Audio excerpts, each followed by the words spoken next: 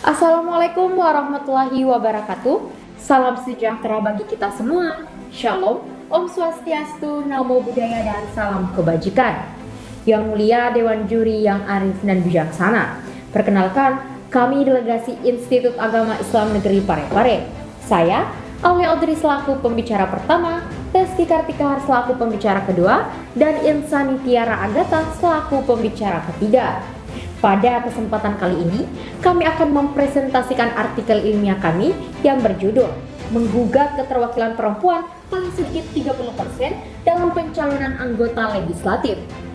Dewan Juri yang terhormat, setidaknya terdapat 3 alasan fundamental yang mendasari penolakan kami terhadap penerapan affirmative action mengenai keterwakilan perempuan paling sedikit 30% dalam pencalonan anggota legislatif, yaitu yang pertama, secara filosofis, mekanisme keterwakilan perempuan paling sedikit 30% telah mendegradasi amanat sila kedua dan sila kelima Pancasila yang menekankan keadilan dan persamaan dalam proses penyelenggaraan negara tanpa memandang perbedaan gender.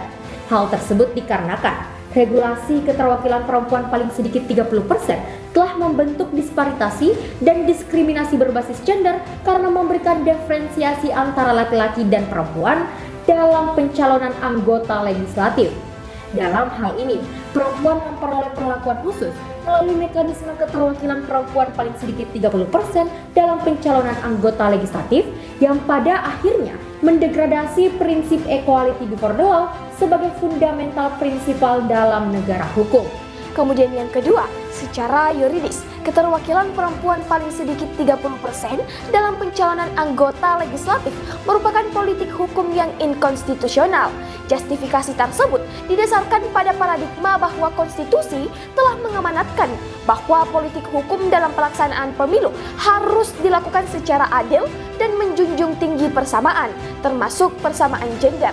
Pasal 22E ayat 1 dan Pasal 27 ayat 1 Undang-Undang Dasar NRI 1945 secara penafsiran gramatikal dan sistematis telah mendudukkan bahwa pencalonan anggota legislatif harus mengedepankan prinsip keadilan dan persamaan yang bersifat inklusif.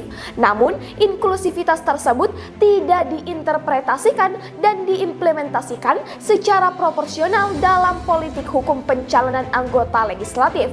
Sebab pemberian affirmative action melalui keterwakilan perempuan paling sedikit 30% justru menghadirkan disparitas dan diskriminasi gender bagi laki-laki. Jika orientasinya mewujudkan kesetaraan gender, maka politik hukum yang diambil idealnya tidak memberikan perlakuan khusus kepada perempuan.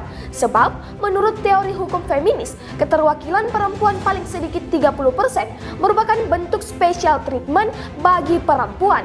Namun, pemberian special treatment tersebut merupakan politik hukum yang keliru, sebab tidak ada perbedaan esensial yang signifikan antara laki-laki dan perempuan di bidang politik. Apalagi perjuangan terhadap kesetaraan gender telah terakomodasi dalam Pancasila dan Undang-Undang Dasar Negara Republik Indonesia tahun 1945, sehingga pemberian special treatment dalam bentuk keterwakilan perempuan paling sedikit 30% tidak relevan lagi diterapkan. Secara sosiologis, keterwakilan perempuan paling sedikit 30% dalam pencalonan anggota legislatif tidak efektif dalam memenuhi kualifikasi representasi perempuan di parlemen. Hal tersebut dikarenakan partai politik peserta pemilu selama ini terkesan hanya mencalonkan perempuan untuk memenuhi syarat keterwakilan perempuan paling sedikit 30% dalam pencalonan anggota legislatif.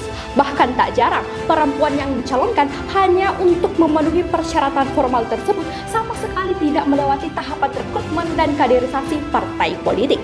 Konsekuensinya ialah masyarakat disajikan caleg yang tidak memiliki kompetensi untuk mewakili mereka di parlemen. Oleh karena itu, kami merekomendasikan untuk menghapus pengaturan keterwakilan perempuan paling sedikit 30% dalam pencalonan anggota legislatif. Karena sistem hukum dan politik di Indonesia telah menjamin perlakuan dan kesempatan yang sama antara laki-laki dan perempuan dalam pencalonan anggota legislatif. Artinya, tanpa adanya legal framework mengenai keterwakilan perempuan paling sedikit 30% pun, keterwakilan perempuan tetap dapat terakomodasi. Sekian dan terima kasih. Salam demokrasi.